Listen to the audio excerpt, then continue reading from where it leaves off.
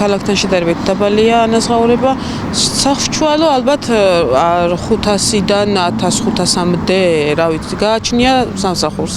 Ასე აფასებენ საქსტატის მონაცემებს გორში რიგითი მოქალაქეები, რომლის მიხედვითაც 2024 წლის მეოთხე კვარტალში საქართველოში საშუალო თვიური ნომინალური ხელფასი გასული წლის შესაბამის პერიოდთან შედარებით 8.5%-ით 173 ლარით გაიზარდა და 2217 ლარი და 50 თეთრი შეადგინა.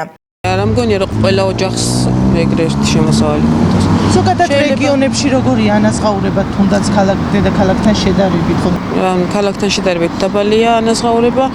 რომელ სფეროებშია მაღალი ანაზღაურება?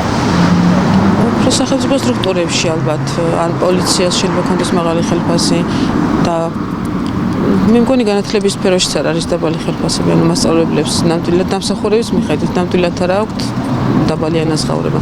მეტი ეკუთვნით, რა თქმა უნდა, მაგრამ სხვებთან შედარებით ცოტა მეტი ხელფასი აქვთ. იცი, ხა ჩემი ქმარი სადაც მუშაობს 2000 ლარი ნამდვილად არ აქვს ხელფასი და ეხლა სხვებს როგორ აქვს 2000 ლარები, ეხლა თუ კარგი სამსახური არ არის და თუ ჯარისკაცი არ ახარ 2000 ლარს ნამდვილად არავინ არ მოგწევს. ეს დაახლოებით რეგიონში რამდენი აქვს ადამიანის ხელფასი, აი თქვენ გარშემო ვინც მუშაობს? 1500 ალბათ ვიდი. ეს არის საშუალო ხელფასი? 2000 ლარი საშუალო ხელფასი არ არის. შეიძლება ვიღაცებს აქვს. რა გითხრა მე 400-500 ლარი თუ ოჯახი არ იწყვებს ეს კარგად იცით თქვენ ახლა სხვა რა უნდა თქვა.